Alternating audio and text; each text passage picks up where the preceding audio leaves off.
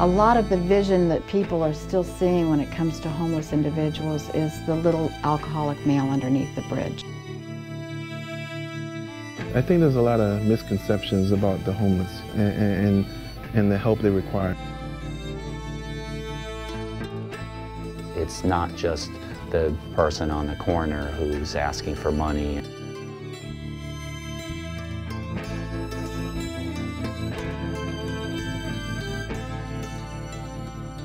And I became a resident at Verde Gardens because me and my family was living out of our vehicle. I made sure that I was parked close to my children's school so that they can still attend school until we decided that we had to go to a shelter to get some kind of help on housing. Really, to be honest, I ain't had nobody. Only probably had my big sister, to be real. We had each other back, you know. I'm adopted, you know, grandma, she waited, she got me, and my sister from DCL. After losing my job, my fiance had been pregnant, and after delivering the baby, complications, she passed away. And from there, I ended up homeless for a while. I was on the street, actually out of my car for 2 months. The Miami-Dade County Homeless Trust was deeded some property that we actually asked for back in 1996.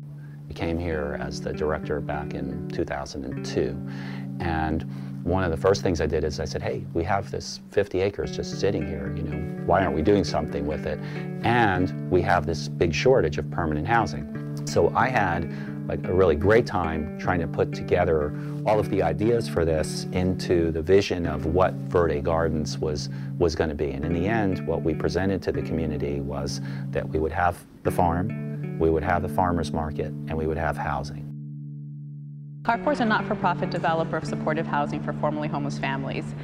Verde Gardens is a partnership with Carrefour Supportive Housing and the county. The county was supportive of us in building the residential component, the farm component, and also in developing the organic farm. I went to the farmer's market and I met a gentleman by the name of Patrick Garvey, and he kind of told me about the farm and the plans that they have there, and told me that it's not just about farmers, it's about more, you know, about bringing other talents to the community.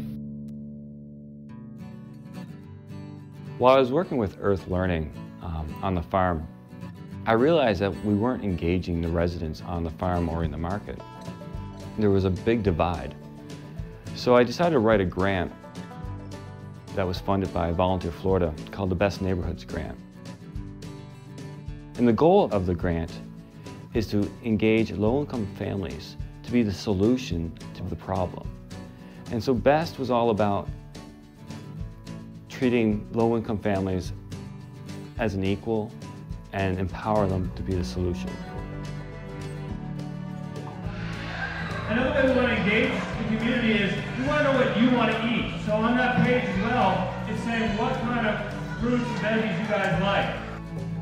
When I first started to engage residents on the farm and in the market, I realized that there was a lack of interest just because they didn't know anything about it.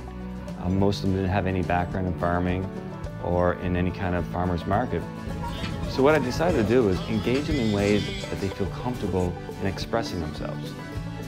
Using popular culture, like video editing, rap music, dancing, things that people felt comfortable in sharing with the farm and the market. Some of the things that we have accomplished in the last 6 months, we had an Easter celebration where the residents came together and we had an Easter egg hunt.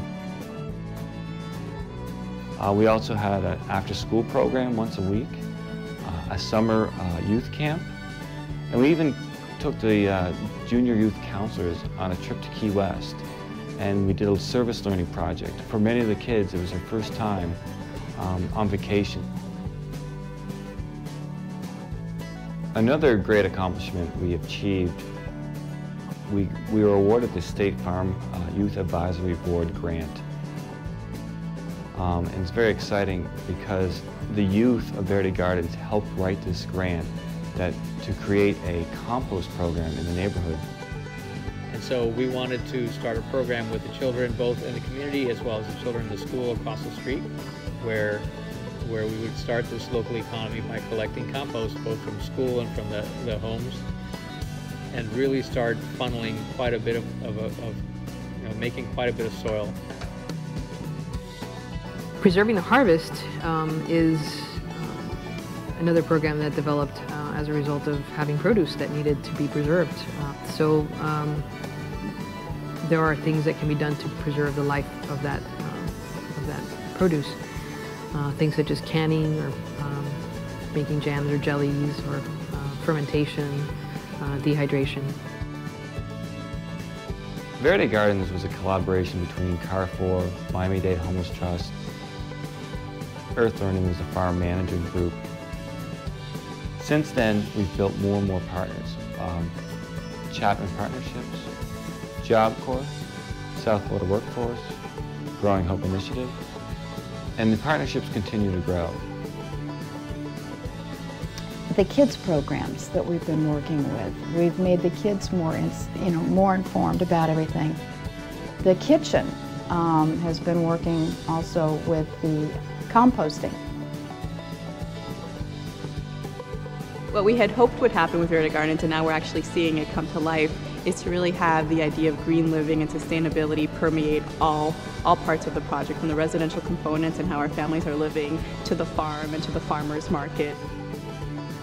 My role has been, since I moved to Verde Gardens as a secretary, is to try to pull the community together to better the community and to keep our children safe, and to just motivate people to do better in life. You know, I've met a lot of people now because of these videos. A lot of them have asked me to do videos for them, you know.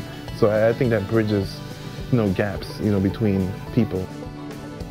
There is a chance for transformation, because I grew up in Miami. I never had any type of encounter with, growing my food or gardening or anything like that. And really, it was just planting a seed that planted my own seed, that planted, the change within me. Our neighbors are connecting and getting involved and trying to do what we can do positive for our kids. We don't have much, but we have a lot of heart, and we put into our kids and our neighbors and to our community. I like this program. What's your favorite part of this program? I like playing with my friends. The mind that I got now, I feel like I want to succeed. I want to make it in life. I tell myself that every time. I know I'm going to make it. I just won't give up.